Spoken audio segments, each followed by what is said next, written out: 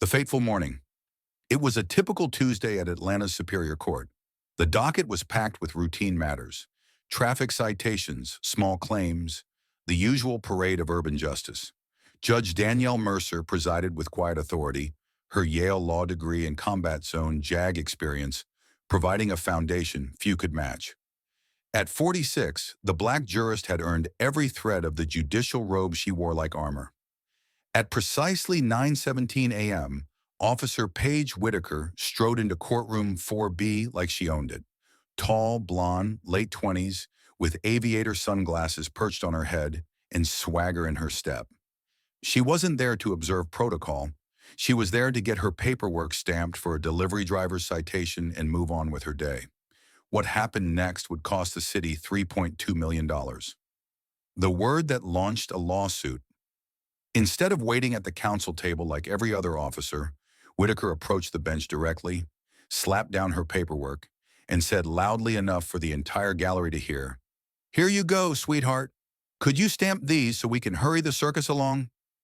The courtroom froze. Attorneys exchanged glances. The stenographer's fingers hovered above her keys. Even the defendants seemed to sense the shift in atmosphere.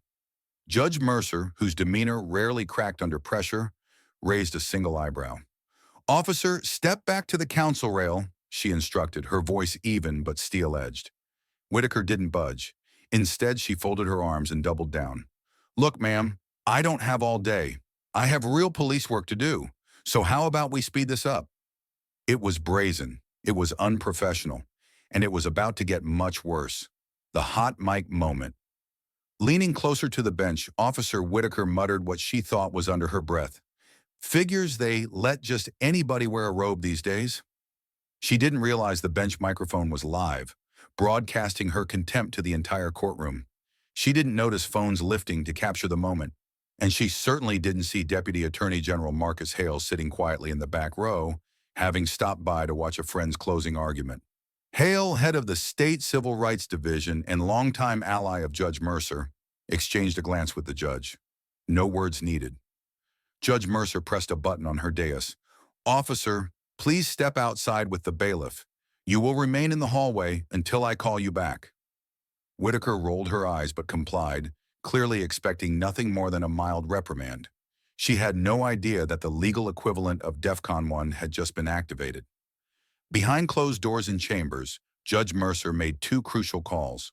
First to Internal Affairs. "I'm forwarding courtroom audio. Open an immediate professional standards investigation." Second to Marcus Hale. "Marcus, you heard it. Does this rise to your threshold for civil rights enforcement?" Hale's response was immediate. "Send me the file. I'll loop in the U.S. Attorney's Office." Within minutes, the machinery of justice was in motion. Not the routine processing of a traffic citation, but a full-scale investigation into potential abuse of power, racial bias, and judicial disrespect. The return to court. 10 minutes later, Officer Whitaker was summoned back to the courtroom. She strolled in, seemingly unaware of how dramatically her situation had deteriorated. What she found waiting for her changed everything. Two internal affairs captains seated beside the clerk, a federal prosecutor in the front row, and Judge Mercer's expression no longer simply stern but resolute. "Officer Whitaker," Judge Mercer began, "before we address your citation, this court must review your conduct. The transcript shows you referred to the presiding judge as sweetheart and questioned her legitimacy. Do you understand that courtroom decorum is not optional?" Whitaker's confidence faltered, but she attempted to recover. "With respect, Your Honor, maybe I phrased things badly, but I was just being efficient." Judge Mercer clicked a remote. The overhead monitor played the hot mic recording, Whitaker's tone dripping with contempt. Every syllable echoed through the now silent courtroom. "Immediate consequences." Judge Mercer's gavel came down decisively. "Officer Whitaker, I hereby hold you in summary contempt of court. You will pay a $1,000 fine, complete 40 hours of court-ordered diversity and de-escalation training, and your badge will remain with Internal Affairs pending their review." Whitaker's jaw dropped. But this is overkill." Deputy A.G. Hale rose from his seat. For the record, the State Civil Rights Division is opening an inquiry into racial bias, abuse of authority, and retaliation potential. We will coordinate with the U.S. Department of Justice. Reporters bolted for the door, headlines practically writing themselves. By 3 p.m., the city's risk management office had called an emergency session to assess potential liability exposure. Every arrest Whitaker had ever made was suddenly suspect. The police chief issued a statement about zero tolerance for discriminatory conduct. Before dinner, Whitaker was placed on unpaid administrative leave. The unraveling internal affairs didn't need long to uncover troubling patterns. Traffic stops disproportionately targeting minority drivers. Body camera footage showing dismissive remarks about quota filling. Previous complaints that had somehow never resulted in disciplinary action. The chief had no choice. Officer Whitaker was terminated. Her police certification was revoked statewide, but that was just the beginning. The financial fallout civil litigation followed swiftly. To preempt what could become a tidal wave of lawsuits, the city approved a $3.2 million police misconduct settlement fund specifically for cases involving Officer Whitaker. A consent decree mandated annual implicit bias training for all officers in the department, a costly and extensive program that would impact budgets for years to come. Insurance premiums for the department skyrocketed, forcing budget cuts in other areas. One 10-minute exchange, millions of dollars in consequences. The ripple effects. That evening, exhausted but resolute, Judge Mercer stopped at her neighborhood grocery store.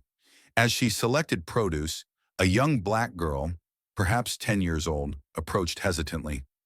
"I saw the video," she whispered. "Thank you for standing up." Mercer knelt down to meet the child's eyes. "Always stand for respect, even when it's hard." The girl beamed, and in that moment, Judge Mercer understood the true impact of the day's events. This wasn't about punishing one disrespectful officer. It was about affirming that no one, regardless of their uniform or position, stands above basic human dignity. What we can learn: Officer Whitaker entered that courtroom believing her badge made her untouchable.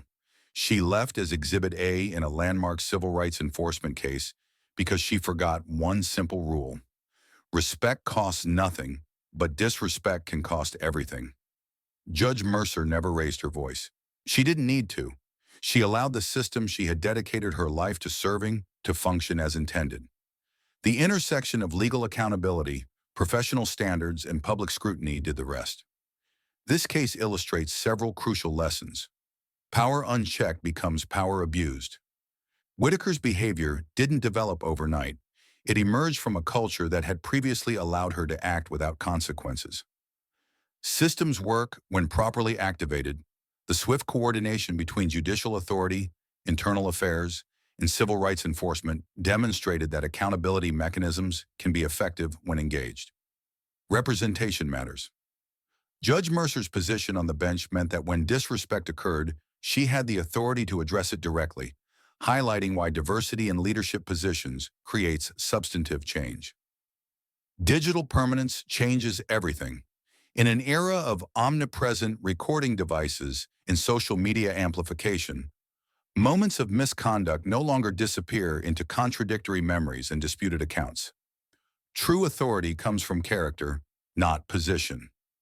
Judge Mercer's calm, measured response demonstrated more genuine authority than Officer Whitaker's aggressive posturing ever could. The aftermath.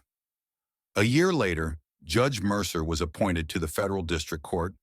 Her handling of the Whitaker incident cited as evidence of her judicial temperament and commitment to equal justice under law. Officer Whitaker, unable to secure employment in law enforcement, left the state. Her name became case study material in police academy ethics training nationwide. The Atlanta Police Department, after initial resistance, embraced the reforms mandated by the consent decree.